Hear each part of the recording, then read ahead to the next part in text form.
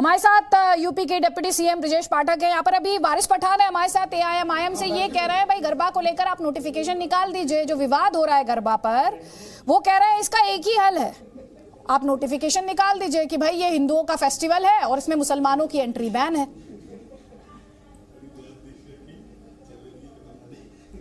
ब्रजेश पाठक जी, आवाज आपको आ रही है? जी जी जी ब्रजेश जी, आवाज आ रही है सर। आपने गरबा के संबंध में सवाल पूछा है। जी जी, माना जाता है, हमारी परंपरा है, हमारी संस्कृति है कि गरबा माँ दुर्गा के समक्ष धार्मिक अनुष्ठान के स्वरूप में किया जाता है। ये कोई मनोरंजन का विषय नहीं है, ये हमारी सांस्कृतिक विरासत है और हमारी धार्मिक मान्यता है कि माँ दुर्गा को प्रसन्न करने के लिए हम लोग गरबा करते हैं। इस प्रकार की बातों को खड़ा करना धार्मिक भावनाओं को ठेस पहुंचाने वाला है। मैं अपील करता हूं सभी धर्मों को, सबको, हमारे धर्म में खासकर सनातन धर्म में वसुधैव कुटुंबकम को हम लोग मानते हैं और इसी के तहत हम लोग काम करते हैं। कृपया किसी किसी की भी धार्मिक भावनाओं को ठेस पहुंचाने का हक नहीं है। हम लोग इसी प्रकार अपने देश में रहते हैं। आप कह रहे हैं कि किसी की भी भावनाओं को ठेस पहुंचाने का हक किसी को नहीं है, बहुत अच्छी बात है सर। यहाँ पर ये जो आरोप लग रहे हैं, ये कहा जा रहा है कि कभी गरबा की बात होने लगती है, कभी डांडिया की बात होने लगती है, क्योंकि जो सरकार है, जो बीजेपी है, दरअसल वो असल मुद्दों से भागना चाहती है। इसीलिए कहीं गरबा उठा लेती है, डांडिया उठा लेती है, अजान उठा लेती है, नमाज उठा लेती है। दरअसल लोगों के मन मस्तिष्क में बीजेपी के बारे में जो बातें हैं, सच्चाई यह है कि भारतीय जनता पार्टी आदरणीय प्रधानमंत्री नरेंद्र मोदी जी की गरीब कल्याण नीतियों के कारण चर्चा में पूरे देश में है और लोग पसंद कर रहे हैं। जबकि दूसरी तरफ हमारी सांस्कृतिक विरासत है, हमारी जो संस्कृति है, हमारा जो धर्म है, हम उसको मानते हैं और ये हमारे पूर्वज भी कह के आए हैं कि राजनीति को धर्म से अलग नहीं किया जा सकता। जब जब राजनीति धर्म से अलग हुई है, उसमें भ्रष्टाचार और कदाचार बढ़ा है और देश प्रेम की भावना में कमी आई है।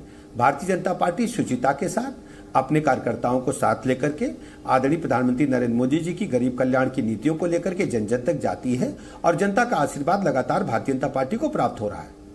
विजय जी, अभी आपने सांस्कृतिक विरासत का जिक्र किया, बहुत ही रिच सांस्कृतिक विरासत हमारी और आपकी रही है। क्या उसमें गरबा में मुसलमानों की एंट्री बैन कर देना, क्या ये उस विरासत के साथ जाता है? यदि कोई व्यक्ति, ये मैं केवल मुस्लिम समाज की बात नहीं करता हूं, यदि कोई व्यक्ति हमारे धार्मिक अनुष्ठान में खलल डालता है तो ऋषि मुनियों ने भी समय समय पर इस पे अत्याचार अनाचार के खिलाफ धनुष बाण उठाए हैं, उसका प्रतिकार किया है। हम इस बात को स्वीकार करते हैं कि हमारे धार्मिक अनुष्ठान में, धार्मिक आयोजनों में किसी को भी उसमें डिस्टर्ब करने का प्रयास नहीं करना चाहिए। हाँ, लेकिन बार बार जो विवाद हो रहा है ब्रजेश जी, वो विवाद हो रहा है कि मुसलमानों की एंट्री को रिस्ट्रिक्ट करना, उनसे कहना कि आप आईडी कार्ड दिखाइए, उनसे कहना कि नहीं आप अपनी बहन को लेकर आइए, माता को लेकर आइए, अपनी पत्नी को लेकर आइए। देखिए, ये तो आप जानते हैं, जहाँ कहीं हमारी बहनें माताएं नृत्य करती हैं या कोई ऐसा सांस्कृतिक कार्यक्रम करती हैं, सामान्यतः उसमें सपरिवार ही लोग शामिल होते हैं और ऐसी हमारी धार्मिक मान्यता भी है। हमारी संस्कृति भी ये कहती है कि हम पारिवारिक समारोह में परिवार को लेकर के जाएं। समाजवादी पार्टी के सांसद एसटी हसन ये कह रहे हैं कि आपने 60 विदेशी मेहमान बुलाए, उनके सामने गरबा का आयोजन किया, उनके सामने गरबा की नुमाइश की जरूरत क्या? दरअसल समाजवादी पार्टी के लोग डिरेल्ड हो चुके हैं। ना उनके पास नीति है, ना एजेंडा है, ना कोई विचारधारा है।